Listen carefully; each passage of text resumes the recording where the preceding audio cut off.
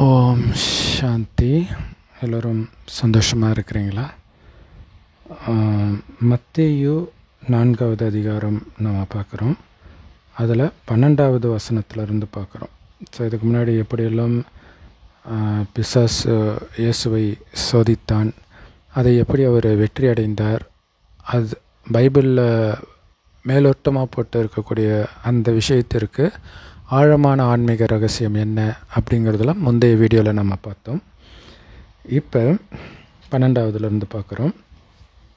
So யோவான் தான் இயேசுவுக்கு ஞானஸ்நானம் பண்ணான் இல்லையா?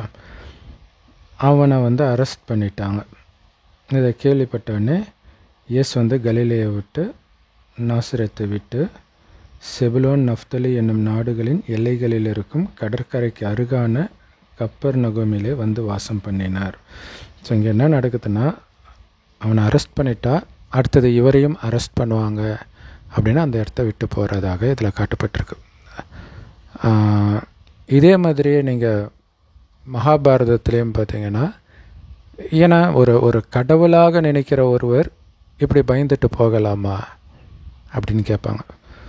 ஸோ அப்போ கிறிஸ்தவர்கள் என்ன சொல்லுவாங்கன்னா, ஒரு மனிதனாக இருந்திருக்காரு, சாதாரண மனிதனை மாதிரி வாழறாரு, அதனால் அவருக்கு அந்த பயம் இருக்குது அப்படின்னு சொல்லுவாங்க. அதே மாதிரியே ராமருடைய மனைவியை கடத்திட்டு போனப்போ ராமர் அழுவர் ராமாயணத்தில், அதுக்கும் அவங்களும் அதே தான் சொல்லுவாங்க.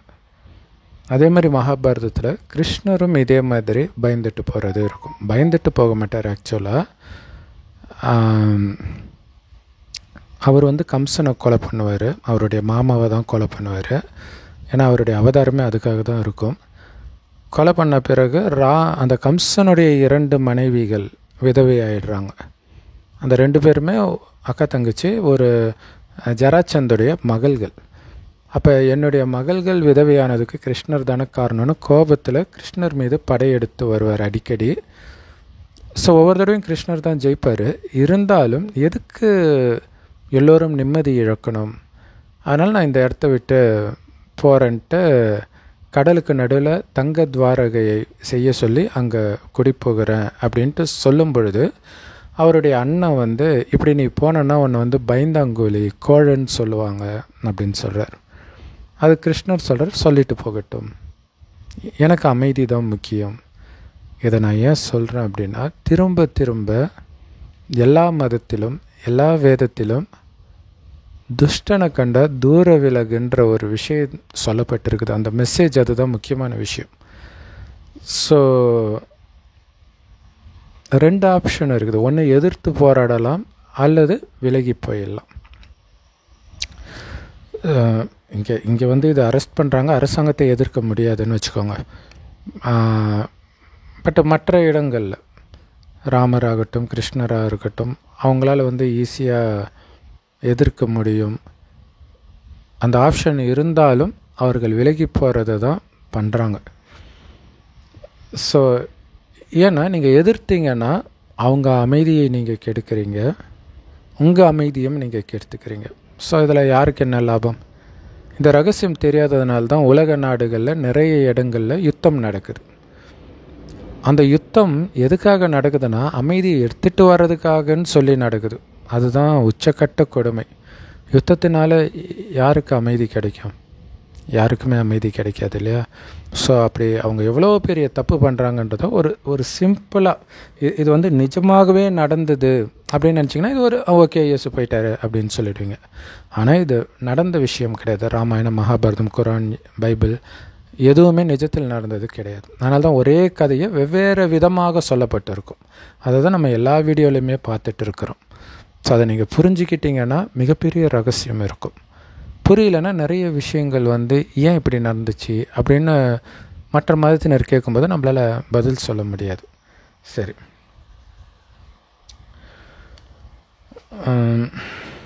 ஸோ இப்போ பார்த்திங்கன்னா இயேசு அத்தி மரத்தில் தனக்கு பசி எடுக்கும்போது உணவு இல்லைன்ட்டு சபிக்கிறார் அப்படின்னு சொன்னால் சிலர் சொல்லுவாங்க, நீங்கள் ஏன் அப்படியே நேரடியாக பொருள் கொள்கிறீங்க? அது அப்படி கிடையாது. மனிதர்கள் கனி கொடுக்குறாங்க, அதாவது நல்ல காரியம் செய்கிறாங்க அப்படின்னா அதை கடவுள் விரும்புவார், இல்லாட்டினா தண்டனை கிடைப்பார். அதுதான். ஸோ அப்படின்னா என்ன அர்த்தம்? அது நிஜத்தில் நடக்கலைன்னு அர்த்தம். அதை சொன்னால் அப்படியே அமைதியாகிடுவாங்க. ஏன்னா எதுவுமே நடக்கலைன்னு வந்துடும். எதுவுமே நடக்கலைன்றது தான் உண்மை. சரி,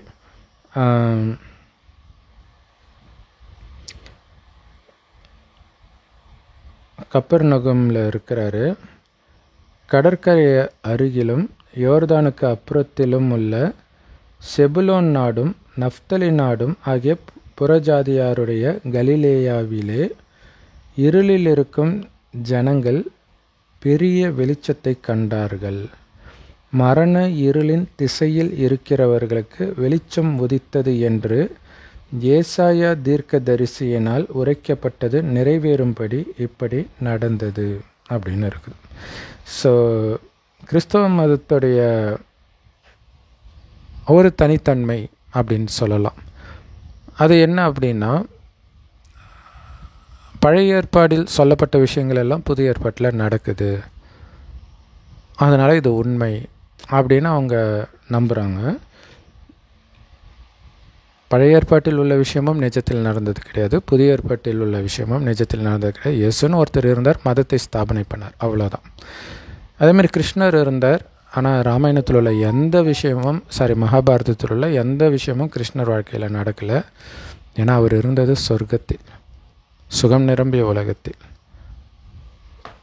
அது எங்கே இருக்குதுன்னு எந்த மதத்தினருக்குமே தெரியாது இல்லையா? ஸோ ஒரு குருட்டுத்தனமாக நம்புகிறாங்க, எங்கேயோ இருக்குதுப்பா, இயேசு எப்படி கடவுள்னா அதெல்லாம் விடு, எனக்கு ஒருத்தரை தேவை, நீ வந்து உன் மதத்தில் ஒரு சாமி கும்பிடல, ஏன்னா நிம்மதியாக கும்பிட விடு. அந்த அளவு தான் எல்லோருடைய நம்பிக்கை. ஒரு லெவலுக்கு மேலே நீங்கள் போனீங்கன்னா.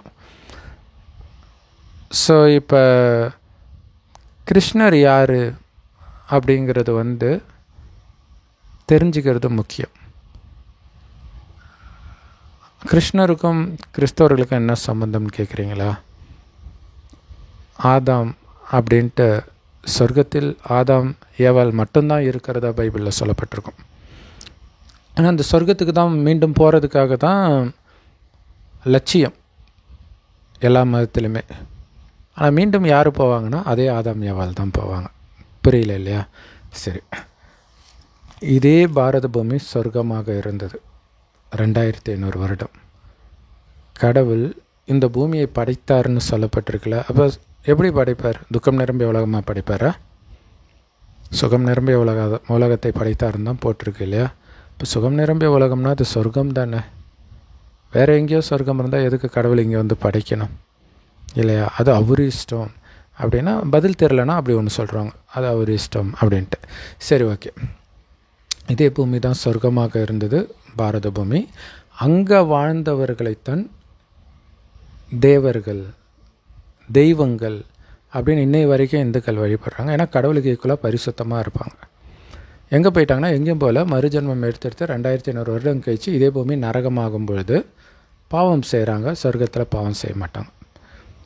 ஸோ பாவம் செய்கிறதுனால கொஞ்சம் கொஞ்சமாக சொர்க்கத்தில் இருந்த அழகு, ஆரோக்கியம், செல்வம் எல்லாத்தையும் இழந்துட்டாங்க. ஸோ பூமி தான் சொர்க்கமாக இருந்துச்சு அப்படிங்கிறது மற்ற மதத்தினருக்கு தெரியாட்டினாலும் கூட சொர்க்கத்திலிருந்து கீழே விழுந்துட்டாங்க, ஃபாலன் ஏஞ்சல் அப்படின்ற வார்த்தை இருக்குது. ஆனால் அது நம்ம தான் அப்படிங்கிறது மட்டும் அவங்களுக்கு தெரியாது. சரி, இப்போ இன்னொரு விஷயமும் தெரியாது. அப்படி என்ன பாவம் செஞ்சாங்க? என்னடா ஒரு ஆப்பிளை சாப்பிட்டதுக்காக கடவுள் சொர்க்கத்தை விட்டு துரத்திட்டார்,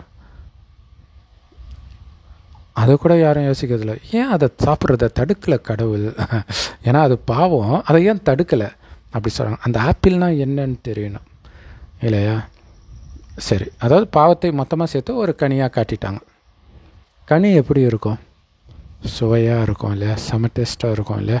அப்படி தான் அந்த சாத்தான் சொல்லும், எவ்வளோ டேஸ்ட்டாக இருக்கும், எவ்வளோ பலபலப்பாக இருக்குது, என்ன வாசனையாக இருக்குது, ஐயோ இதை சாப்பிட்டேன்னா உனக்கு மரணமே இருக்காது. அதாவது மனிதனுடைய புத்தியை அப்படி மயக்கக்கூடியது எது? அதை எல்லாத்தையும் சேர்த்து அங்கே ஆப்பிள்னு சொல்கிறது. எது மயக்குது அவனுடைய புத்தியை அப்படின்னா புலனின்பங்கள், கரிமீன், மற்ற புலன்கள் மூலமாக மயக்கக்கூடிய எல்லாமே. அதில் நம்பர் 1 மயக்கம்தான் காமம். அதில் விழும்போது தான் இதே பூமி நரகமாக மாறுது. ஸோ அதை தான் சொர்க்கத்தை விட்டு துரத்திட்டாங்கன்றாங்க. இந்த பூமி நரகமாகிடுது. சொர்க்கத்தை விட்டு எங்கே துரத்துவாங்க? பகலை விட்டு எங்கே துரத்துவாங்க? ஒன்று பகல் இல்லைன்னா இரவு.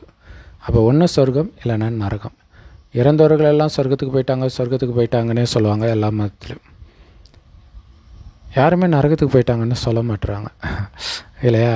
ஏன்னா ஆல்ரெடி இங்கே நரகத்தில் தான் இருக்கிறோம். அப்போ இறந்த பிறகு தான் சொர்க்கத்துக்கு போகிறாங்க அப்படின்னா இப்போ இருக்கிறது நரகம் தானே. ஸோ இந்த விஷயம்லாம் இறைவன் கடைசி 100 வருடம், உலகம் அழியிறதுக்கு 100 வருடம் முன்பு ஒரு மனித உடலில் வந்து சொல்கிறார். அந்த மனிதனுக்கு தான் பிரம்மான்னு பேர் வைக்கிறார். அதை தான் அங்கே ஆதாம் ஏவாள் அப்படின்னு சொல்லப்பட்டிருக்கு. ஸோ பிரம்மா வாய் வழியாக இறைவன் ஞானத்தை கொடுக்கிறார். அந்த ஞானம் என்னன்னா, சொர்க்கத்தில் எந்த பாவமும் செய்யாததுக்கு காரணம், அங்கே ஒருவரை ஒருவர் உடல்னு நினைக்க மாட்டாங்க, உடல் உணர்வே இருக்காது. ஸோ இது பைபிளில் நிர்வாணமாக இருந்தாங்கன்னு காட்டிட்டாங்க. நிர்வாணமாக இல்லை, நான் உடல்ன்ற உணர்வு இருக்காது. உடம்பு இருக்குன்னு தெரியும், அது நான்ற உணர்வு இருக்காது. அப்போ என்ன உணர்வு இருக்கும்? இந்த உடலை இயக்கக்கூடிய ஆத்மா நான்ற உணர்வில் இருப்பாங்க. அதாவது உயிர், அது புருவமத்தில் நட்சத்திரம் மாதிரி ஜொலிக்குது, அதுதான் கண் வழியாக பார்க்குது, வாய் வழியாக பேசுது, எல்லாத்தையும் செய்யுது. அதனால தான் இந்துக்கள் இங்கே வந்து பொட்டு வைக்கிற பழக்கம் இருக்குது. தெரியாமல் தான் வைக்கிறாங்க. பட் இயல்பாகவே சொர்க்கத்தில் ஆத்ம உணர்வு இருந்தது. ஒரு லெவலுக்கு மேலே அங்கே பொட்டு வந்துடுச்சு, என்ன இருந்ததுன்றதை மறந்துட்டாங்க. இப்போ இதை சொல்கிறார். அதனால் அங்கே காமம், கோபம், பற்று, பேராசை, அகங்காரம்னா என்னன்னே தெரியாது. கணவன் மனைவி நமக்கு ஒரு குழந்தை வேணும்னு நினைக்கும்போது மனைவி கர்ப்பமாவலை தவிர காமத்தினால் அங்கே குழந்தை பிறக்காது. அதனால தான் அங்கே உள்ளவர்களை இங்கே வழிபடுறாங்க. தெரியாமலே வழிபடுறாங்க, ஆனால் கரெக்டாக தான் வழிபடுறாங்க. அதோடைய நினைவாக இயேசு அப்படி பிறந்துட்டார் அப்படின்னு ஒரு கதை உருவாக்கிட்டாங்க. அது கிறிஸ்தவ மதத்தில். இந்து மதத்தில் எல்லாருமே அப்படி பிறந்ததை தான் காட்டுவாங்க. எல்லாமே ஒரு மந்திரத்தினால பிறந்தாங்க அப்படி தான் காட்டுவாங்களே தவிர ஒரு காமத்தினால இது அதில் ப்ரெக்னென்ட்டாகி பிறந்தாங்கன்னு கூட காட்ட மாட்டாங்க. ஸோ ஆத்மான்ற உணர்வில் இருந்து பிறரையும் ஆத்மான அந்த புருவ மத்தியில் தான் அவங்களுடைய கவனம் இருக்குமே தவிர உடம்புல இருக்காது. ரொம்ப அழகாக இருப்பாங்க, ஆனால் அவங்களுடைய கவனம் உடம்புக்கே வராது. அதனால் அவ்வளோ அழகாக இருந்தாலும் அவர்கள் அதில் மயங்க மாட்டாங்க. ஸோ அதனால தான் அங்கே காமம் இல்லாமல், கோபம் இல்லாமல், பற்று, பேராசை, அகங்காரம் இல்லாமல் இருக்க முடியுது. இந்த காமம், கோபம், பற்று, பேராசை, அகங்காரம், இந்த 5 விகாரம் ஆணிடமும் இதே 5 விகாரம் பெண்ணிடமும் உள்ள இணைந்த ரூபந்தான் 10 தலை ராவணன். ஸோ எல்லாருக்குள்ளேயும் இப்போ இருக்குது, சொர்க்கத்தில் கிடையாது. அந்த ராவணனை தான் சாத்தான், மாயா, இப்படி ஒவ்வொரு மதத்திலும் சொல்லப்பட்டு இருக்குது. அவன் இருக்கிறதுக்கு முக்கியமாக உடம்புன்ற உணர்வு இருக்கணும். சொர்க்கத்தில் அது இல்லாததுனால தான் சாத்தானுக்கு அங்கே வேலை இல்லை. அதுதான் 1000 வருடம் சாத்தானை பாதாளத்தில் கடவுள் அடைக்கிறதாக பைபிளில் போட்டிருக்கும். சரி, இப்போ சொர்க்கத்தில் நான் ஆத்மான்ற உணர்வு இருக்கும் இல்லையா? ஸோ உண்மையிலே நாம் ஆத்மா, நான் யாருன்ற உணர்வில் இருக்கிறதுனால சொர்க்கத்தை பகல், பிரம்மாவின் பகல் அப்படின்னு கீதையில் கூட போட்டிருக்கோம். நரகத்தை பிரம்மாவின் இரவு. ஏன்னா நான் யார், ஆத்மான்றதை மறந்து உடம்பு நினைக்கும் போது தான் காமம், கோபம், பற்று, பேராசை, அகங்காரம் இதிலெல்லாம் விழுந்து படிப்படியாக அனைத்தையும் இழந்திருக்கிற நீங்களும் நானும் தான் அந்த சொர்க்கத்தில் வாழ்ந்த தேவதைகள் அப்படிங்கிறத நமக்கு ஞாபகப்படுத்தி மீண்டும் சொர்க்கத்துக்கு அழைச்சிட்டு போகிறதுக்காக கடவுள் வந்திருக்கிறார். இதுவரைக்கும் முகமது நபி, இயேசு, புத்தர், வள்ளலார், நிறைய பேர், இவர்களெல்லாம் மதத்தை உருவாக்க வந்த மதஸ்தாபகர் மட்டுமே. அவர்களுக்கும் கடவுளுக்கும் எந்த சம்மந்தமும் கிடையாது. ஆனால் கடவுள் கொடுத்த ஞானம் அவங்களுடைய வார்த்தைகளில் கொஞ்சம் கண்டிப்பாக இருக்குது. அது எப்படி வருதுன்றது ஒரு பெரிய ரகசியம். நம்ம நிறைய வீடியோவில் சொல்லியிருப்போம். கடைசி உலகம் அழியிறதுக்கு 100 வருடம் முன்பு தான் இறைவன் பிரம்மா உடல் மூலமாக இந்த ஞானத்தை கொடுக்கிறார். ஸோ இந்த மதஸ்தாபகர்கள்லாம் இறுதியில் வந்து எடுப்பாங்க இந்த ஞானத்தை. ஸோ அதுக்கப்புறம் ப்ராக்டிஸ் பண்ண முடியாது, அதனால் அவங்க சொர்க்கத்துக்கு வர மாட்டாங்க. ஸோ மதஸ்தாபகர்னு சொல்கிறது இயேசுவை கிடையாது. இயேசு உடலில் வந்தது இல்லையா ஒரு பரிசுத்தாவே, அதை கிறிஸ்துன்னு சொல்லுவோம். முகமது நபி உடம்புல ஜிப்ரேல்னு ஒரு ஆத்மா வந்திருக்கும். ஸோ இந்த மாதிரி ஒரு மதம் ஸ்தாபனை ஆகுனாலே இங்கே இருக்கக்கூடிய மனிதனும் மேலேருந்து ஒரு ஆத்மாவும் வரும். அப்போ கடவுள்கிட்டேருந்து செய்தி எடுத்துகிட்டு வரதா கிடையாது. கடவுளுக்கு அங்கே வாய் இருக்காது பேசுகிறதுக்கு, நமக்கும் காது இருக்காது கேட்குறதுக்கு. அவரும் ஆத்மா, நம்மளும் ஆத்மா. கடவுளாக இருந்தாலும் நாமளாக இருந்தாலும் பூமிக்கு வந்து உடல் எடுத்தால் தான் பேச முடியும், கேட்க முடியும், எந்த காரியத்தையும் பண்ண முடியும். ஸோ இறுதியில் கடவுள் கொடுக்குற ஞானத்தை எடுத்துகிட்டு மேலே போயிடுவாங்க, சொர்க்கத்துக்கு வரமாட்டாங்க. 2500 வருஷம் கழிச்சு நரகமான பிறகு மதம் உருவாக வேண்டிய நேரத்தில் அந்தந்த மதஸ்தாபக ஆத்மா யார் உடம்புல பிரவேசமாகணும், பிரவேசமாகி இந்த ஞானத்தை, அதாவது அதுக்கு கொஞ்சம் எடுத்திருக்கும், அந்த ஞானத்தை கொடுக்கும். அது இல்லாமல் இங்கே ஏற்கனவே இருக்கக்கூடிய மனிதர் அதுக்கு விளக்கம் சொல்லும் பொழுது மனித வழியும் அதிகமாக இருக்கும். ஸோ இப்படி தான் ஒரு மதம் உருவாக்கப்படுது, ஓகேங்களா. ஆனால் எல்லா மதத்திலும் ஒரு விஷயம் வெளிப்பட்டிருக்கும். இந்த கடைசின்னு ஒரு வருடம் இறைவன் கொடுக்குற ஞானம் அதில் கொஞ்சம் வெளிப்பட்டிருக்கும். இந்த ஞானத்தினால் நமக்குள்ளே என்னென்ன நடக்குதுன்றது கதை வடிவத்தில், நமக்குள்ளே காமம், கோபம், பற்று, பேராசை, அகங்காரன்ற சாத்தானை நாம் அழிப்போம். எப்படி? இறைவன் நினைவிலே இருந்து. நம்மளை ஆத்மானு வந்து பரமாத்மாவை நினைக்கணும். அவர் செம்பொன் நிறமான ஒளி உலகத்தில் நட்சத்திரமாக இருக்கார். அவரை தான் அல்லா, பரமபிதா, சிவன் 3 மதத்திலும் சொல்கிறாங்க. கடவுள் ஒருவர் தான். அதனால தான் சிவ லிங்க ரூபத்தில் பூஜை. லிங்கம்னா நினைவு சின்னம். கண்ணுக்கு தெரியாத நுட்பமாக ஒளி புள்ளியாக இருக்கிற சிவனை முட்டை வடிவத்தில் வச்சுட்டாங்க. கீழ்ப்பாதி வந்து அந்த பிரம்மாவுடைய வாய். அவர் வாய் வழியாக ஞானத்தை சொல்ல தானே வர்றாரு. அதை வந்து கோமுகின்னு சொல்லுவாங்க, பசுவின் வாய் அப்படின்னு சொல்லுவாங்க. சரி, இப்போ சொர்க்கத்தில் நான் யாருன்ற ஞானம் இருக்கும், பட் கடவுளை பற்றி ஞாபகம் இருக்காது, மறந்துடும். கடவுள் சொர்க்கத்துக்கு வரமாட்டார், கடவுள் மேலே போயிடுவார், நம்மள மேலே போயிட்டு தான் வருவோம். ஸோ பரலோக ராஜ்யம் கிறிஸ்தவர்கள் சொல்கிறாங்களே, அது ஆக்சுவலாக 2 இடம். பரலோகன்றது இறைவன் இருக்கிற இடம், பரந்தாமம் பரலோகம் ரெண்டும் ஒரே இடம். அங்கே பரமசிவன் இருக்கிறார், அவரை தான் பரமபிதான்னு சொல்கிறாங்க. ராஜ்யம் பூமியில் இருக்குது, ஆரம்பத்தில் சொர்க்கத்தில். ஸோ இதுதான் பகல். இங்கே இரவு. காமம், கோபம், இது உடம்புன்னு நினைக்கிறாங்க. அதனால் என்ன ஆகுது, இன்னும் புத்தி மயக்கத்துக்கு போகுது.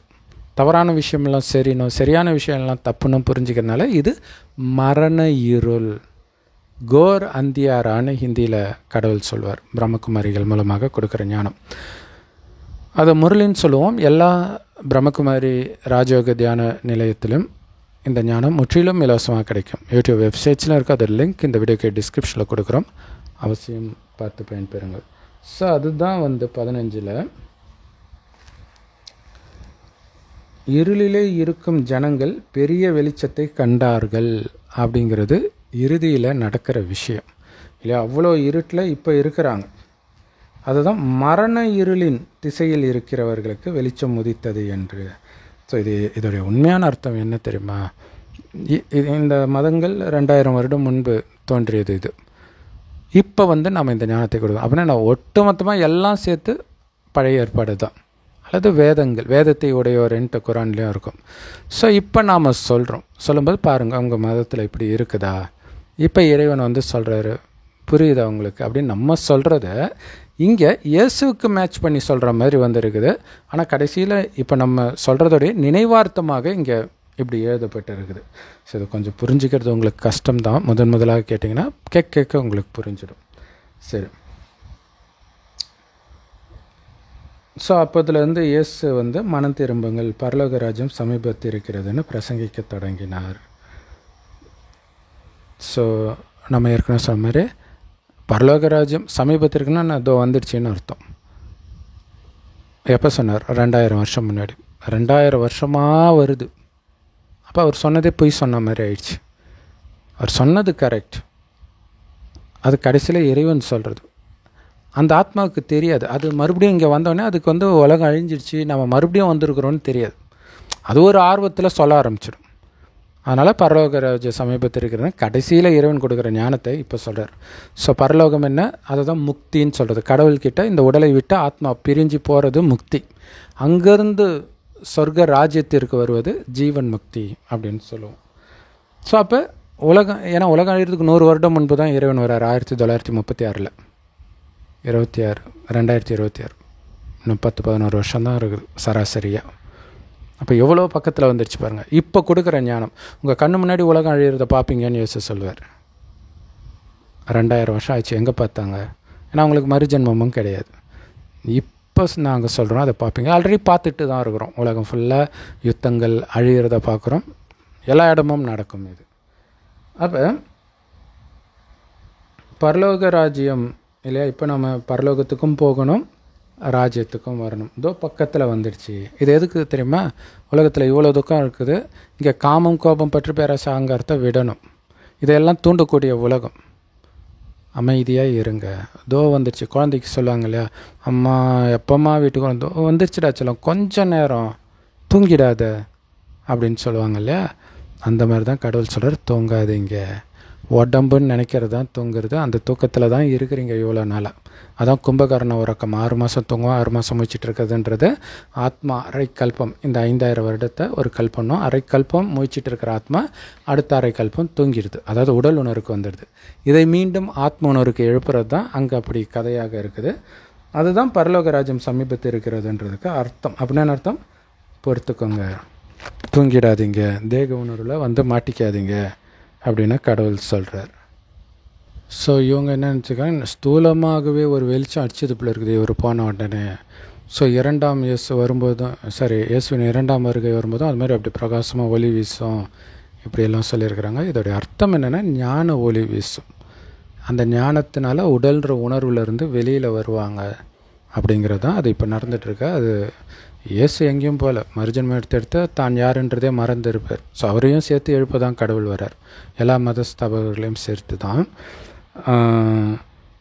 ஸோ கடவுளுடைய மகிமை அங்கே ஒவ்வொரு மதத்திலும் அந்தந்த மத ஸ்தாபகருக்கோ அல்லது மதத்தின் ஹீரோவாக யார் இருக்கிறாங்களோ அவங்களுக்கும் போட்டுடுறாங்க. ஸோ அடுத்தது இயேசு வந்து கலிலேயா கடலோரமாய் நடந்து போகையில் மீன் பிடிக்கிறவர்களாய் இருந்த 2 சகோதரர்களாகிய பேதுரு என்ற சீமோனும் அவன் சகோதரன் அந்திரேயாவும்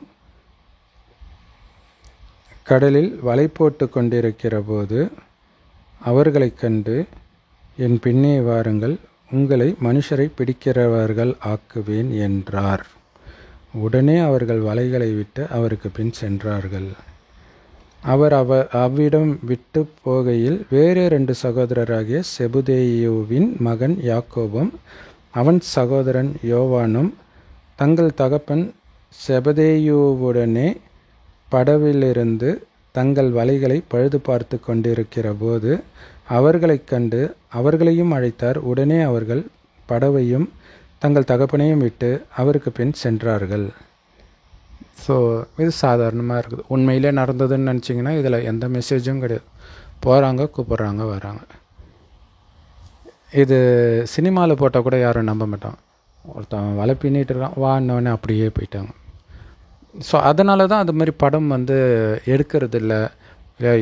ரொம்ப ரேர் தான். நீங்கள் இயேசுவோடைய படம், முகமது நபி படம் சுத்தமாகவே இல்லை. ஆனால் நீங்கள் ராமாயணம் மகாபாரதம்லாம் பார்த்திங்கன்னா போட்டு இருந்துக்கிட்டே இருக்கும். அதாவது நம்ப முடியாத விஷயங்கள்லாம் இருக்கும். அசுரர்களை அழிக்கிறது, அந்த சண்டையெல்லாம் பார்க்குறதுக்கு. ஆனால் இந்த மாதிரி வான்னு கூப்பிட்டோன்னா கண்ணை மூடிட்டு போகிறது, இது வந்து ரொம்ப ரொம்ப மோசம் இல்லையா? நம்புகிற மாதிரியே இல்லை. உண்மையிலே நடக்கலை அப்படிங்கிறத புரிஞ்சுக்கலாம். ஆனால் உண்மையிலே நடந்தது. இயேசு காலத்தில் இல்லை, இப்போ. ஏன்னா இப்போ நடக்கிற விஷயம் தான் நம்ம சொல்கிறோம் இல்லையா, இறைவன் ஒரு வயோதிகர் உடலில் வந்து இந்த ஞானத்தை கொடுக்குறாருன்ட்டு நடந்துச்சு. ஸோ கடவுள் அந்த வயோதிகர் உடலில் வரும்பொழுது அவர் வந்து அந்த ஒரு, இப்போ நான் சொல்கிறது 1936 அந்த டைமில் நடந்தது. அவர் அந்த கிராமத்தில் நல்ல அறியப்பட்ட ஒரு பெரிய மனிதர். கிராமம்னாலே அங்கே இருக்கிற எல்லோருக்கும் தெரியும். அதில் இவர் ரொம்ப ஃபேமஸானவரும் கூட. அப்போ என்ன ஆகுது அப்படின்னா, அவர் உடம்புல கடவுள் வரார். அவருக்கே புரியல ஃபஸ்ட்டு, என்னமோ நடக்குதுன்னு தெரியுது. ஆனால் உள்ளுக்குள்ளே வேறு ஒருத்தர் வராருன்னு தெரியாது. அவர் பாட்டுக்கு மண்ணிலெல்லாம் கிரிக்கிட்டு இருப்பார், சவுத்துலலாம் கிரிப்பார். இதோடைய நினைவு வந்து இதில் வெளிப்பட்டிருக்கும் பைபிளில். இயேசு அந்த விபச்சாரிட்ட பேசும்போது தரையை இப்படி சுற்றிக்கிட்டு இருந்தாருன்னு வரும் இல்லையா. அந்த மாதிரி தான் இந்த பிரம்மா அவர் பாட்டுக்கு சவுத்தில் கிருக்குவார், என்ன கிருக்கிறார் அவருக்கே தெரியாது. அதுக்கப்புறம் தனிமை வேணும் அப்படின்ட்டு கல்கத்தாவுக்கு போகிறார். அங்கே இருக்கும் பொழுது அவருக்கு திடீர்னு ஒரு காட்சி கிடைக்கிது. இந்து மதத்தில் விஷ்ணு வணங்குவாங்க இல்லையா, 4 கைகள் இருக்குமே. ஸோ விஷ்ணுவுக்கு அவதாரம் இருக்கும், 10 அவதாரம் கேள்விப்பட்டிருப்பீங்க, தசாவதாரம். ஒரு அவதாரமும் காட்சி வந்துக்கிட்டே இருக்குது. ஒவ்வொரு அவதாரமும் நானே நீ, நீயே நான் அப்படின்னு சொல்லுது, மறையுது. இன்னொரு அவதாரம் வருது, அதுவும் அதே சொல்லுது. இப்படியே மாறி மாறி மாறி மாறி காட்சி வருது. அதுக்கப்புறம் உலகம் அழியிற காட்சியும் பார்க்குறார். போதும் போதும் போதும்னு அழுகுறார். ஸோ அப்போ முடிந்த பிறகு அவருக்கு முதல்ல உலகழிவு காட்சி தான் வந்ததுன்னு நினைக்கிறேன். அதுக்கப்புறம் தான் இந்த ராஜ்யம் காட்சி கிடச்சிது. அவர் புரிஞ்சுக்கிறார், நம்ம தான் அதுவாக ஆக போகிறோம். அதனால் இப்போ நம்ம பண்ணிகிட்ருக்கிற பிஸ்னஸ்லாம் மூட்டை கட்டி வச்சுட்டு பார்ட்னர்கிட்ட கொடுத்துட்டு அவர் வந்துட்டார். அவருக்கு ரொம்ப பக்தி, விஷ்ணு தீவிர பக்தனாக இருக்கிறாரு. ரொம்ப பணக்காரரும் கூட, வைர வியாபாரி. ஸோ அவருடைய வீட்டில் நிறைய குருமார்கள் வச்சு சத்சங்கம் நடக்கும் டெய்லியும், 12 குருமார்கள். ஸோ அப்போ அந்த மாதிரி ஒரு நாள் சத்சங்கம் நடக்குது. சாயங்காலம் நடந்துகிட்டு இருக்கும்போது திடீர்னு ஏந்திரிச்சு அவர் வீட்டுக்கு போகிறார். அவருடைய இப்போ நான் சொல்கிற அந்த பிரம்மாவுக்கு அப்போவே 60 வயது. ஸோ அப்போ அந்த வயதானவர் உடலில் கடவுள் வராருன்றதுனால தான் நீங்கள் வேணால் கூகுளில் காட் அப்படின்னு போடுங்களாம். சும்மா கூகுள் இமேஜுக்கு காடுன்னு ஏஐ இமேஜ் வருது இல்லையா, காடுன்னு போடுங்களாம். வயதானவரை தான் காட்டுவாங்க. அவங்கள அறியாமல் அது தெரியுது இல்லை, இயேசு மகன்னா அவருடைய அப்பா வயதானவராக இருப்பார், அப்படி புரிஞ்சிட்டு வராங்க. பட் உண்மை வெளிப்படுது, வயதானவர் உடம்புல வரார். ஸோ அப்போ இவர் ரூமுக்கு போகிறாரு. இவங்களுடைய மருமகளுக்கு சந்தேகம், நம்ம மாமா இப்படிலாம் போக மாட்டார். ஏன்னா ஒரு குருமார்கள் இருக்கும்போது சொல்லாமல் இல்லாமல் போகிறது மரியாதை குறைவு இல்லையா. இப்போவே நம்ம அப்படி நினைப்போம், அந்த காலத்தில் எப்படி இருக்கும், ஒருவேளை மாமாவுக்கு ஏதோ உடம்பு சரியில்லையோ அப்படின்னு அவங்களும் பின்னாடியே போகிறாங்க. அவர் கதவை சாத்திட்டார். உடனே இவங்க போய் கதவை திறக்கிறாங்க. அப்படியே கதவு ஃபுல்லாக, அந்த ரூம் ஃபுல்லாக செம்பொன் நிறமாக இருக்குது. அப்போ அவருடைய நெத்தியில் அந்த நட்சத்திரம் மாதிரி கடவுள் இருப்பாருனாலே அது காட்சியாக கிடைக்கிது. அவருடைய வாய் பேசுது, ஆனால் வாயில் வந்தது அவருடைய குரல் கிடையாது. சிவோகம் சிவோகம் சிவோகம்னு, நானே சிவன் நானே சிவன் நானே சிவன் அர்த்தம். ஸோ உண்மையிலே கடவுள் வந்ததை முதல்ல பார்த்ததே அவங்க மருமகள் தான். சரி, இந்த விஷயம் நடந்தது. அதுக்கப்புறம் என்னாச்சு அப்படின்னா, அந்த ஊரில் இருக்கிறவங்க, அக்கம்பக்கத்து ஊரில் இருக்கிறவங்க எல்லாருக்குமே அவர் தெரியும். ஸோ அப்போ எல்லாருக்கும் அந்த காட்சி கிடைக்குது. என்ன காட்சி கிடைக்குது? பிரம்மாவுடைய காட்சி கிடைக்குது, விஷ்ணுவோடைய காட்சி கிடைக்குது. அவங்களுக்கு ஒன்றும் புரியல. நிறைய பேர் அந்த காட்சி காட்சோடனே இவர்கிட்ட போகணும் அப்படின்றது மட்டும் தெரியுது உள்ளுணர்வில். அப்படியே வராங்க. இப்படியே நிறைய பேர் வந்தாங்க. குறிப்பாக நிறைய பெண்கள் வந்தாங்க, திருமணமானவர்கள், ஆகாதவர்கள், குழந்தைகள், இதெல்லாம் வந்தாங்க. வந்தால் எவ்வளோ பிரச்சனை வரும். என்னடா இவன் ஏதோ மயக்கிட்டு இருக்கிறான், மை வச்சு மயக்கிறான் அப்படிலாம் ரொம்ப பிரச்சனை, கோர்ட்டு கேஸு இதெல்லாம் ஆச்சு. ஸோ இவ்வளோ விஷயம் இங்கே சைலண்ட்டாக நடந்திருக்கு. தமிழ்நாட்டிலலாம் இது யாருக்குமே தெரியல பாருங்கள். அப்படி இது யார் கற்பனைக்கு எட்டாத விஷயம் இல்லை. இப்போ கூப்பிட்டா, இப்போ கிறிஸ்தவர்கள் போகிறாங்க, நோட்டீஸ் கொடுக்குறாங்க. ஆனால் அதுவே ஒரு மேஜிக் தான். அந்த நோட்டீஸில் எதுவுமே இருக்காது, அதுக்கே வருவாங்க. ஸோ அது என்னன்னு நம்ம சொன்னோம் ஏற்கனவே, இருக்கிற தர்மத்தை ஆத்மா வரும்ன்ட்டு. ஸோ அந்த மாதிரி இவங்களுக்கு காட்சி கிடைச்ச உடனே அவங்க எப்படி எல்லாத்தையும் விட்டு வந்தாங்கன்னு யாருக்குமே தெரியல. எப்படா குடும்பத்தையே விட்டுட்டு வராங்க, அப்போ ஏதோ இங்கே மாயாஜாலம் தான் நடக்குது அப்படி புரிஞ்சுக்கிட்டாங்க. அதுதான் இங்கே இயேசு சொன்ன உடனே வந்தாங்க அப்படின்னு. ஸோ வந்தவர்களில் பெரும்பான்மையானவர்கள் ஏழைகள் தான். ஸோ அங்கே ஏழைன்னு காட்டுறதுக்காக இங்கே கடலோரமாக நடக்கிற மாதிரி இந்த சூழ்நிலை வர்றதுனால அங்கே 2 சகோதரர்கள் இருந்தாங்க, வந்துட்டாங்க, வான்னு சொன்னோடனே வந்துட்டாங்க அப்படின்னு சொல்லப்படுது. அப்புறம் இன்னொரு இடத்துக்கு போவாங்க. ஸோ அப்போ பாருங்களேன், அங்கே ஃபஸ்ட்டு பார்க்குற அந்த 2 பேர், பேதுரு, அந்திரேயா, அவங்க மீன் பிடிக்கிறாங்க.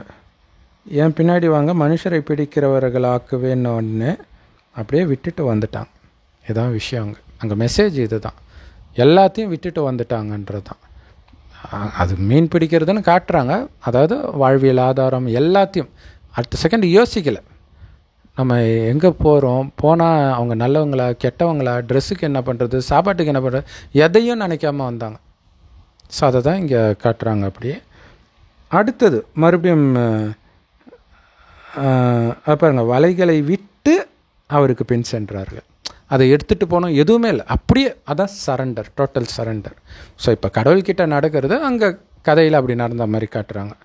சரி, அதுக்கப்புறம் வேறு 2 பேரை பார்க்குறார். செபுதேயுவின் மகன் யாக்கோபு, அவனுடைய சகோதரன் யோவான். இவங்க 2 பேரும் அப்பாவோடு சேர்ந்து படகுல வலை ரிப்பேர் பண்ணுறாங்க. அப்போ அந்த 2 பேரை கூப்பிட்ட உடனே படகையும் விட்டுட்டாங்க, அப்பாவையும் விட்டுட்டாங்க இல்லையா? ஏன்னா அதுதானே யோசிப்பாங்க, ஐயோ நம்ம போயிட்டா இந்த பிஸ்னஸை யார் பார்க்குறது, நம்ம அப்பா அம்மாவை யார் பார்த்துக்கிறது, அதெல்லாம் கண்டுக்காமல் வர்றது. ஸோ இதெல்லாம் ஆரம்பத்தில் நடந்துச்சு. அதுக்காக கடவுளை எல்லாத்தையும் விட்டுட்டு வாங்கன்னு சொல்ல, ஆரம்பத்தில் அப்படி நடந்துச்சு. அது இங்கே வெளிப்பட்டு இருக்குது. ஸோ பெற்றோர்கள் அதை பற்றிலாம் கவலைப்படாமல் குழந்தையெல்லாம் கூட விட்டுட்டு வந்தாங்க அப்போ. ஸோ அதுக்கு பிறகு இயேசு கலிலேயோ எங்கும் சுற்றி நடந்து அவங்க ஜப ஆலயங்களில் உபதேசித்து ராஜ்ய சுவிசேஷத்தை பிரசங்கித்து ஜனங்களுக்கு உண்டாயிருந்த சகல வியாதிகளையும் சகல நோய்களையும் நீக்கி சுஸ்தமாக்கினார். ஸோ இங்கே வியாதி நோய் இதெல்லாம் பார்க்கும்போது நமக்கு என்ன தோணுது? முடவன் நடந்தான், குஷ்டரோகி குணமானான். இப்போ வரைக்கும் அந்த மதமாற்ற விஷயங்கள் இதை வச்சு பெந்தகோஸ்துக்காரங்க பண்ணுவாங்க.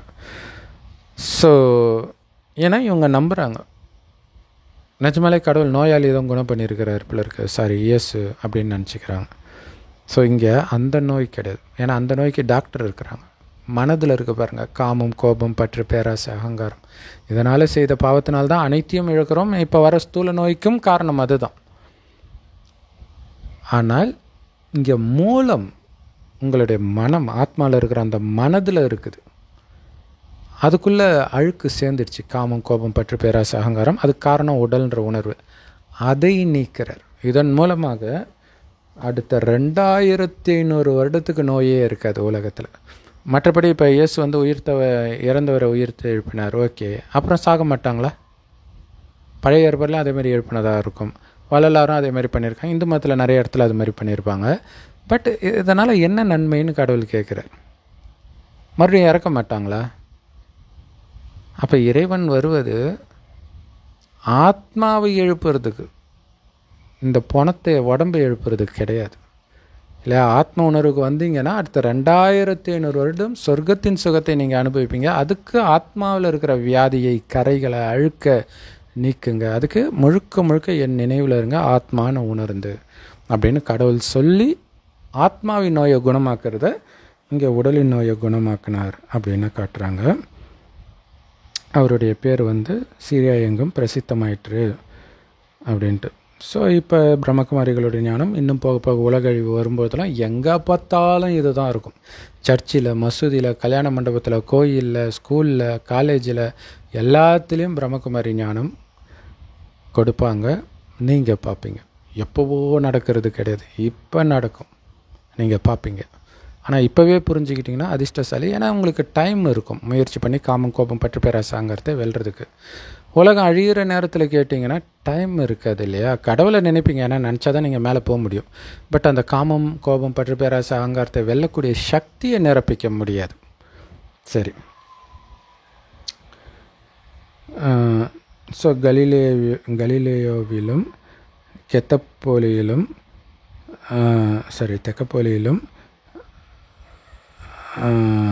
ஜெருசலேமிலும் யூதேயாவிலும் யோர்தானுக்கு அப்புறத்திலும் இருந்த திரளான ஜனங்கள் வந்து அவருக்கு பின் சென்றார்கள் அப்படின்ட்டு வருது.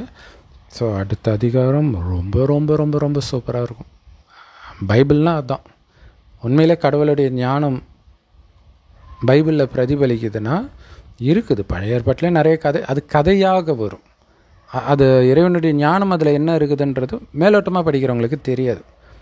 பிரம்மகுமாரிகள் ஞானத்தை எடுத்துகிட்டு படித்தா மட்டும்தான் தெரியும், இல்லைன்னா தெரியவே தெரியாது. மேலோட்டமாக ஒரு மெசேஜ் இருக்கும், ஆனால் அது கீழே ஆழமாக ஒரு மெசேஜ் இருக்கும். மேலோட்டமான மெசேஜும் ரைட்டு தான், ஆனால் அதுக்குள்ளே ஆழமான ஒரு மெசேஜ் இருக்கும்.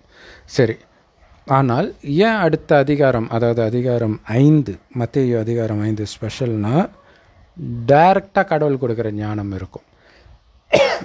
ஸோ அதனால் அது ரொம்ப ஸ்பெஷல், எல்லோருக்குமே ரொம்ப பிடிச்சது இது. ஓம் சாந்தி. ஸோ அதை அவசியம் பாருங்கள், மிஸ் பண்ணிடாதீங்க. தேங்க்ஸ் ஃபார் வாட்சிங்.